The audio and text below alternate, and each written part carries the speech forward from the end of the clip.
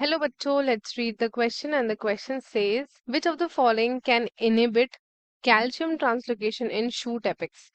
कौन सा inhibit करता है calcium translocation in the shoot of apex? पहला ऑप्शन है मैग्नीशियम, दूसरा है मैंगनीज, तीसरा है कॉपर एंड लास्ट है हमारे पास zinc. So first of all, let's start with our key concept. The key concept of this question would be elements. ठीक है, essential elements होते हैं हमारे पास. So ये आपके प्लांट के ग्रोथ में एंड उसके मेटाबॉलिज्म में जो है बहुत जरूरी होते हैं, बहुत ही क्रूशियल रोल प्ले करते हैं. एंड इन एलिमेंट्स को ही हमने फर्दर डिवाइड किया है इनटू टू ब्रॉड कैटेगरीज, जिसका नाम है macro and micro. That is macro nutrient and micro nutrient. So जो मैक्रो न्यूट्रिएंट होते हैं ना, ये जनरली प्रेजेंट होते हैं इन प्लांट टिश्यूज, वो भी इन लार्ज अमाउंट में रिक्वायर्ड होता है ये. एंड माइक्रो की बात करते हैं अगर हम, तो ये आपका, इसका दूसरा नाम है ट्रेस एलिमेंट, एंड ये बहुत ही स्मॉल अमाउंट में रिक्वायर्ड होता है. ठीक है. अब माइक्रो न्यूट्रिएंट्स में कौन कौन आते हैं? कार्बन, हाइड्रोजन, ऑक्सीजन, ये आपके मेनली ऑब्टेन होते हैं from CO2 and H2O. Rest हमारे पास है nitrogen, potassium, sulphur, phosphorus, calcium and magnesium. And बाकी के हमें कहाँ से मिल जाते हैं? ये हमें मिल जाते हैं from the soil as mineral nutrition. अब हम बात करते हैं माइक्रो की. तो माइक्रो में आता है आपके पास iron, manganese, copper, molybdenum, then we have zinc, boron, chlorine and nickel. ये सारे आते हैं आपके माइक्रो के अंदर. ठीक है. अब हम चलते हैं ऑप्शंस की तरफ, वन बाय वन डिस्कस करेंगे. First of all we have magnesium, that is Mg. So magnesium का रोल देख लेते हैं. ये आपका एब्जॉर्ब होता है in plants in the form of divalent, that is Mg2+.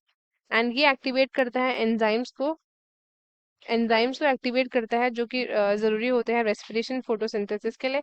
And even help करता है in the synthesis of DNA and RNA, क्योंकि वो वाले एंजाइम्स भी एक्टिवेट करवाते हैं. एंड मैग्नीशियम जो होता है कॉन्स्टिट्यूएंट रिंग होता है ऑफ क्लोरोफिल. क्लोरोफिल का जो स्ट्रक्चर होता है उसमें एक बहुत इंपॉर्टेंट एलिमेंट होता है ये, एंड हेल्प करता है in maintaining the ribosome structure. ठीक है. अब दूसरा ऑप्शन देख लेते हैं which is manganese, Mn. Manganese जो होता है ये आपका एक माइक्रो न्यूट्रिएंट होता है, एंड ये अब्सॉर्ब होता है in the form of manganous ion, जिसको हम बोलते हैं Mn2+. ये एक्टिवेट करता है बहुत सारे एंजाइम्स को जो कि इन्वॉल्व होते हैं in photosynthesis, respiration and nitrogen metabolism. Best defined function की बात करूँ मैंगनीज की, तो वो होता है आपका वाटर स्प्लिटिंग ऑफ वाटर, ताकि हम लिबरेट कर सकें oxygen during the photosynthesis. Next option हमें दिया है यहाँ पे कॉपर, दैट इज Cu. ठीक है. तो जो कॉपर होता है ये ऑब्जॉर्ब होता है in the form of cupric ions, that is Cu2+. And ये एसेंशियल होता है for the overall metabolism of the plant. जैसे आयरन होता है ना, तो ये भी आपके एसोसिएटेड होता है विद सर्टेन एंजाइम्स जो कि इन्वॉल्व होते हैं in the redox reactions, right. And reversibly ये ऑक्सीडाइज करता है फ्रॉम Cu+ टू Cu2+. अब हम बात करते हैं लास्ट ऑप्शन की विच इज जिंक, Zn. ठीक है. तो जिंक आपका प्लांट ऑब्जॉर्व करता है जिंक को एज Zn2+ आयन. ठीक है.